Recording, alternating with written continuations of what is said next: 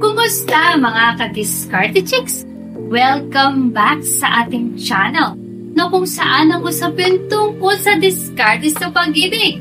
Ngayon, pag-uusapan natin ang 10 signs na type ka ng kapitbahay mo.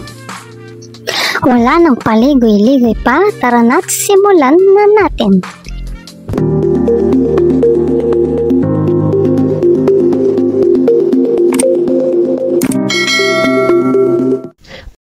Number 1, mabait siya sa'yo. Kung gumagawa siya ng paraan upang tulungan ka, maaaring ito ay dahil sinusubukan niyang mapalapit sa'yo. Tulad ng pagbibigay niya sa'yo ng mga pagkain na kanyang niluluto para ito ay iyong mapansin at mapalapit sa'yo. Lagi kang kasama sa budget ng kanyang pagluluto ng kahit ano para lang may maibigay siya sa'yo. Number 2, palaging ngumingiti. Kapag napansin mong lagi siyang ngumingiti, lalo na kapag nagkita na kayo sa labas ng inyong bahay na may halong konting kilig at pamumula sa kanyang pisngi, ito ay maaaring senyales na siya ay nag-e-enjoy at kinikilig kapag nakikita kanya. Number 3, tawanan. Kung madalas na nagtatawanan ng iyong kapitbahay kapag kasama ka, maaaring senyales ito na interesado siya sa iyo. Ang pagtatawanan ay isang subtle ngunit epektibong paraan ng pang-aakit at madalas itong ginagamit ng mga babae para ipakita na sila ay masaya kapag kausap ka. Kahit na corny ang jokes mo, tumatawa pa rin siya para lang mapansin mo na siya ay masaya ding kasama. Pero bago tayo magpatuloy, kung hindi ka pa nakakapag-subscribe, baka naman i-hit mo ng subscribe button. Now na! Number 4, nakapustura siya palagi. Obserbahan kung palaging maayos ang itsura ng iyong kapitbahay kapag nakikita mo siya. Kung palaging nag-e-effort sa panlabas na anyo, maaring dahil gusto kanyang ma-impress ka at makita mo ang kanyang kagandahan.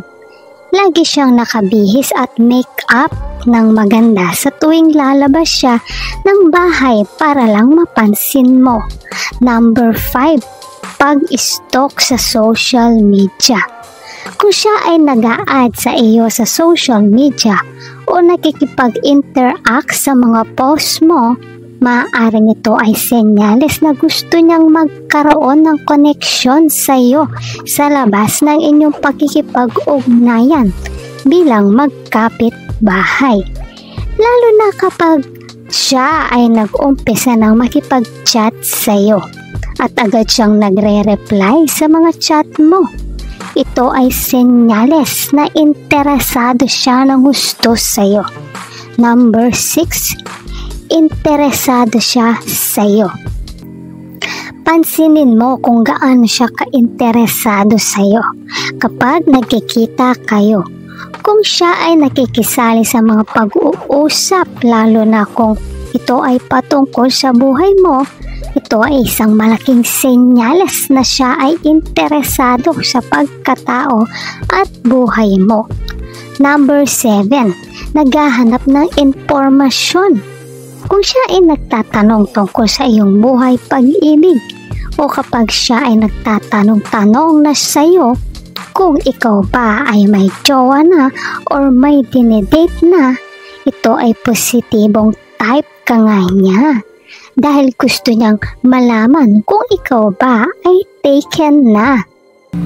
Pero bago tayo magpatuloy, kung hindi ka pa nakakapag-subscribe, baka naman i-hit mo ng subscribe button. Now na! Number 8, attention to details. Kapag kayo ay nag-uusap na tungkol sa inyong mga personal na buhay, tulad ng mga likes at dislikes mo. At kapag ito ay tinandaan niya kahit na ito ay matagal nyo nang napagkwentuhan, ito ay nagpapakita na siya ay nagbibigay pansin at nagpapahalaga sa mga pag-uusap ninyo. Binibigyan niya ng importansya lahat ng detalyeng sinasabi mo sa kanya. Tinatandaan niya lahat, lalo na kung ito ay patungkol sa iyong buhay. Number 9, matagal na pagtitigan. Obserbahan kung matagal niyang tinititigan ang iyong mga mata, na para bang ito ay titig na nakakapang-akit. Ang pagtitig sa iyo ng madalas ng iyong kapitbahay, ito ay senyales na sobra ang kanyang pagka-crush sa iyo at maaaring nagpapahiwatig na gusto kanyang makilala ng mas higit pa. Number 10, body language. Bantayan ang kanyang body language kapag magkasama kayo. Mga subtle na senyales tulad ng pagkalining kapag ikaw ay nagsasalita o paglalaro sa kanyang buhok ay maaaring nagpapahiwatig na interesado siya sa iyo. Example, kapag nag-uusap kayo at maralas niyang ayusin o hawakan ang kanyang buhok, or kapag kinakagat-kagat niya ang kanyang labi kapag kayo ay nag-uusap. Ito ay malaking senyales na malaki ang kanyang pagnanasa sa iyo. At iyan ang 10 signs na type ka ng kapitbahay mo.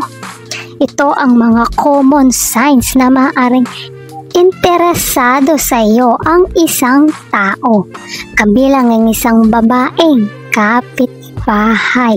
Gayunpaman, bawat individual ay may kanya-kanyang katangian at ang pagkakaroon ng pagkawala ng mga senyales na ito ay hindi tiyak na nagpapahiwatig ng tunay na damdamin ng isang tao.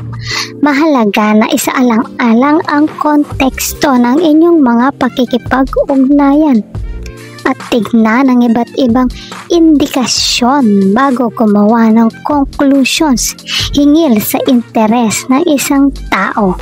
Sana ay may natutunan ka sa video na ito. Malay nyo, nasa tabi-tabi lang pala ang forever mo. So guys, heto lamang ang aking simpleng message sa inyo. Sa simpleng ngiti at tawanan, maaring may pag-asa ang pag-ibig sa kapitbahay. Pero higit sa senyales, mahalaga ang tunay na pag-unawa at pakikisama. Kilalanin ang totoong damdamin at magtulungan sa maayos na komunikasyon. Kung nagustuhan mo ang video na ito, huwag kalimutang mag-like, share, and subscribe para sa iba pang useful content. Maraming salamat sa panonood. Hanggang sa susunod na video, ingat kayo palagi. Let's spread love.